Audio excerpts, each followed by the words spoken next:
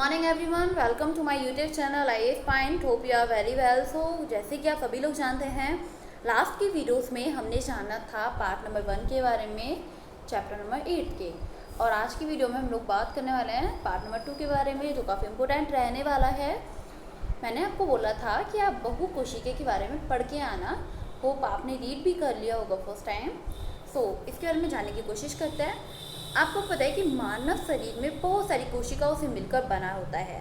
अब क्या होगा, तो उसे बहुकोशिकीय ही हम बोलते हैं। क्यों? क्योंकि जो हमारी बॉडी है वो बहुत सारी कोशिकाओं से मिलकर बनी है, इसीलिए हम उसे बहुकोशिकीय बोलते हैं। चूहा है, हाथी है, मतलब रैट एंड एलिफेंट, तो ये सभी बहुकोशिकीय प्राणी ही होते हैं। अब वह जीव जिनका शरीर सिर्फ एक कोशिकाओं से मिलकर बना होता है, मतलब बहुत सारी एक से अधिक कोशिकाओं से मिलकर बना होता है, तो हम उसे बोलते हैं बहुकोशिकीय। ओके, ये आपको समझ आ गया होगा काफ़ी अच्छे से। अब हम यहाँ पे जानेंगे एक कोशिका के बारे में। आप सभी लोग यहाँ पे देख भी पा रहे हैं। आपको पता है जिनकी बॉडी का निर्माण जो होता है वो सिर्फ एक कोशिका से होता है, तो उसे हम क्या बोलते हैं? एक कोशिका बोलते हैं, क्योंकि उसकी जो बॉडी का निर्माण होता है सिर्फ एक सेल से होता है।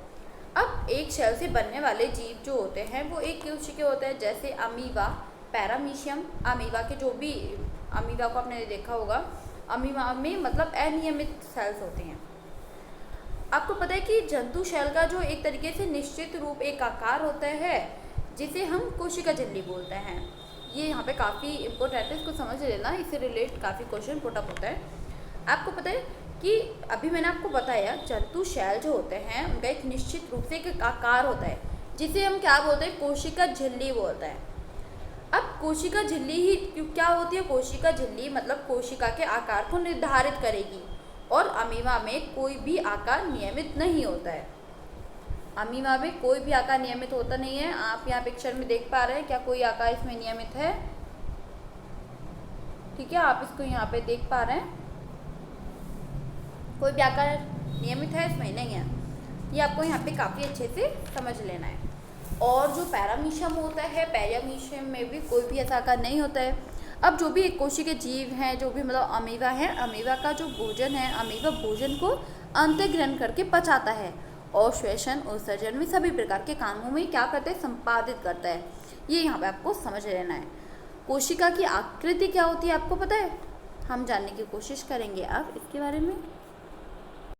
आपको पता है कि कोशिका की आकृति विभिन्न प्रकार की होती है, जैसे कि मैंने आपको चैप्टर के स्टार्टिंग में ही बताया था, गोल, लंबी, पेशीनुमा होती है। अब जो हमारा जो तंत्रिका तंत्र होता है, आप सभी इस नाम को काफ़ी अच्छे से पहचान पा रहे होंगे, जो शाखाओं में विभाजित होता है। अब ये सभी जो शेल्स होते हैं वो हमें खुली आंखों से तो दिखाई देते नहीं हैं। देते हैं क्या? नहीं देते हैं खुली आंखों से दिखाई। ये यहाँ पे आपको समझ लेना है। अब बट इनका जो आकार होता है वो हम उसको किसकी हेल्प से देख सकते हैं? माइक्रोस्कोप की नीड से। हम उसी की नीड होती है, उसी की हेल्प से हम इसे देख सकते हैं। होप आपको ये भी यहाँ पे अच्छे से समझ आया होगा। अगर कोई भी डाउट है तो आप उसे कमेंट बॉक्स में क्लियर कर सकते हैं।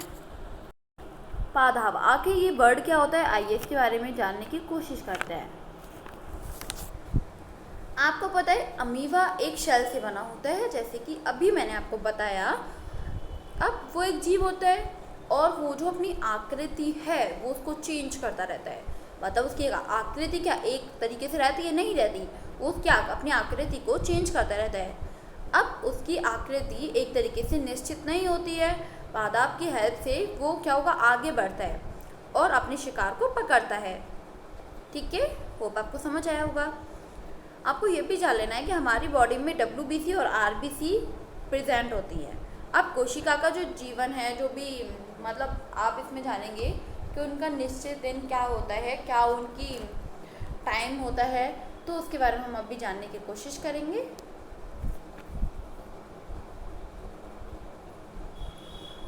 आपको पता है कि जो भी RBC होती हैं, ठीक है, RBC मतलब जो इसकी औसत आयु होती है वो आपका 120 डेज होती है। और सबसे बड़ी जो RBC होती है वो हाथी के अंदर, और एक तरीके से सबसे छोटी जो होती है वो एक तरीके से कस्तूरी क्या होता है? हिरन। ठीक है, हिरन में पाई जाती है। अब RBC का जो जीवन काल होता है वो 20 से लेके 120 डेज का होता है। इसलिए हम RBC को बोलते हैं लाल रक्त कणिकाएं। कण भी बोल सकते हैं हम इसको। और जो आरबीसी होती है ना, वो आपके जैसे यकृत है और आपका लिया है, तो उसको एक तरीके से उसमें नष्ट होती है।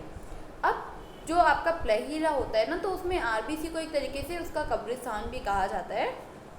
और आपने देखा होगा कि जो भी शरीर में रक्त कोशिकाएं होती हैं वो लगातार बढ़ती रहती हैं और नष्ट होती रहती हैं। कोशिका कुछ घंटों कुछ दिन के लिए ही तक जीवित रहती है। अब जो भी प्लेटलेट्स हैं तो उसमें 10 दिन तक का जीवित होने का टाइम रहता है। वहीं लाल रक्त कणिकाएँ कुछ घंटे या फिर 120 दिन के अंदर ही जीवित रहती है, अदरवाइज उनकी वो मर जाती हैं। उसके बाद से फिर से नई कोशिकाएँ बनती हैं। होप आपको ये समझ आया होगा। अब कोशिका के साइज़ के बारे में बात कर लेते हैं। आपको पता है कि जो भी मतलब कोशिका का साइज़ होता है, कोशिका साइज़ में क्या होता है कि एक तरीके से काफ़ी छोटा भी हो सकता है, खुली आंखों से मुझे दिखाई भी नहीं दे सकता है। अब जो बैक्टीरिया होते हैं, माइक्रोम होते हैं, प्लाज्मा होते हैं, ऐसी जो शेल्स होती है वो आपका 0.1 माइक्रोमीटर होती है।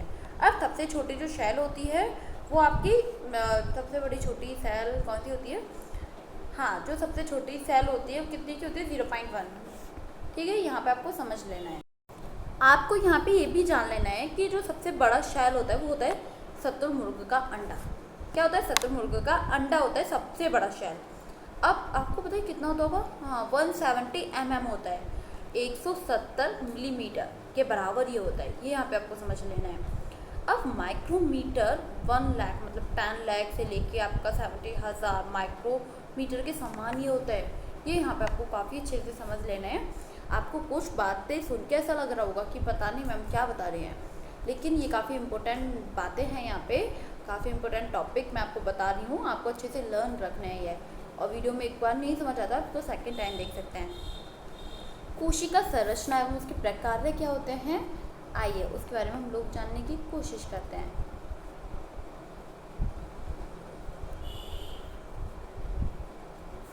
आप सभी लोग यहाँ देख पा रहे हैं आखिर क्या होते हैं, आइए जानने की कोशिश करते हैं हम लोग। आपको पता है कि कोशिका में काफ़ी सारे पदार्थ अवयव शामिल होते हैं। मैंने आपको भी कुछ देर पहले ही बताया था। अब वो काफ़ी कामों को संपादित करते हैं, मतलब काफ़ी कार्य को संपादित करते हैं। कौन कौन से कार्य?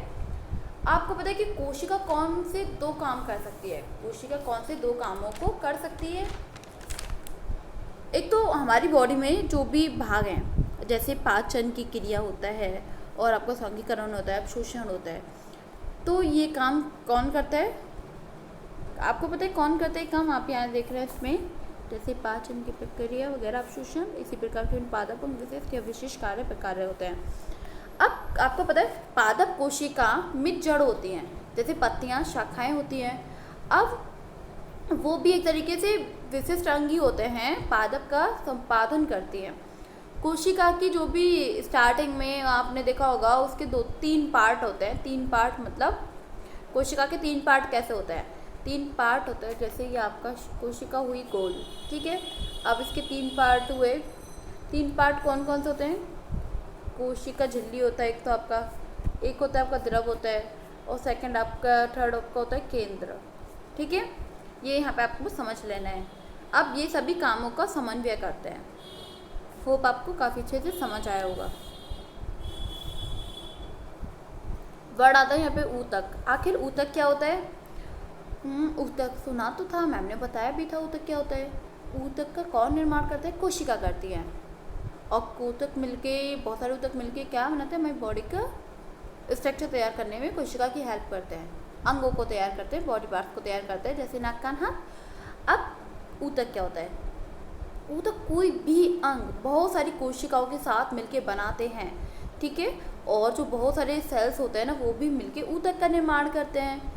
ऊतक एक समान कोशिकाओं का वह समूह है जो विशिष्ट प्रकार्य करता है। आया आपको समझ में? काफ़ी अच्छे से आया होगा, आई होप। अब आता है आपका कोशिका के भाग। आखिर कोशिका के भाग कहने का यहाँ पे क्या मतलब है, आपको पता है? कोशिका भाग, सोचो। कोशिका झिल्ली, मतलब इसका फर्स्ट भाग होता है कोशिका झिल्ली। कोशिका के भाग में आता है इसका कोशिका झिल्ली। ये क्या होता है, ये जानने की कोशिश करते हैं। आपको पता है कि कोशिका झिल्ली क्या होती है? मतलब कोशिका के बाहर एक आवरण करके रखती है, उसकी सेफ्टी करके रखती है। कोशिका झिल्ली हमेशा एक आवरण होता है जो कोशिका को एक निर्दिष्ट आकार देता है। कोशिका झिल्ली आपको याद रखना है। कोशिका द्रव क्या होता है? कोशिका द्रव एवं जो केंद्रक होता है ना, वो कोशिका झिल्ली के अंदर एक तरीके से परिवृत होते हैं। ठीक है, आपको यहाँ पे काफ़ी अच्छे से समझ लेना है। आप यहाँ रीड भी कर पा रहे होंगे। कोशिका झिल्ली क्या होता है कि कोशिका झिल्ली एक कोशिका की दूसरी कोशिका, मतलब कि एक कोशिका हुई और दूसरी कोशिका एवं जो घिरे हुए जो भी माध्यम से अलग करते हैं उसको, और कोशिका झिल्ली से ही प्लाज्मा भी कहते हैं मुझे कोशिका झिल्ली को। होप आपको ये भी काफ़ी अच्छे से समझ आया होगा। यहाँ पे अगर कोई भी डाउट रहता है आप उसे कमेंट बॉक्स में क्लियर कर सकते हैं। आज के लिए इतना ही इस वीडियो में। अगर आपका कोई भी डाउट रहता है आप उसे कमेंट बॉक्स में क्लियर कर सकते हैं। नेक्स्ट की वीडियो में हम यहाँ पे जानेंगे कोशिका भित्ति के बारे में, ये क्या होता है। ठीक है, आपको यहाँ पे एक बात और जान लेनी है कि जो भी कोशिका होती है, कोशिका झिल्ली किस प्रकार से परिवृत होती है। आपको पता है कि ये जो कोशिका होती है ना, किसी भी कोशिका के आकार प्रदान करने के लिए बनी होती है कोशिका झिल्ली। ठीक है, अब प्याज की जो भी कोशिकाएं होती है उनकी सीमा होती है, अब कोशिका झिल्ली के द्वारा ही उसका परिवृत होती है। अगर आपने नोटिस किया हो प्याज काटते टाइम तो आप उसको समझ पाएंगे काफ़ी अच्छे से। अगर कोई भी डाउट रहता है तो आप उसे कमेंट बॉक्स में क्लियर कर सकते हैं। और अगर आपको वीडियो पसंद आता है ना गाइस, इसे आप लाइक कमेंट एंड शेयर ज़रूर कर दिया करें, क्योंकि ज्ञान को बांटने से ही ज्ञान बढ़ता है। जितना आप शेयर करेंगे आपकी नॉलेज उतनी ही बढ़ेगी। आप इसको पढ़ेंगे, आप सामने वाले बंदे को बताएंगे कि कोशिका झिल्ली ये होता है, कोशिका भित्ति ये होता है, तो आपका रिपीटेशन होगा और आप उसको ऐसे करके आपकी नॉलेज बहुत ही अच्छी हो जाएगी। सो आप इस तरीके से अगर पढ़ते हैं तो बहुत ही अच्छा रहेगा आप लोगों के लिए। So thank you so much again, bye bye.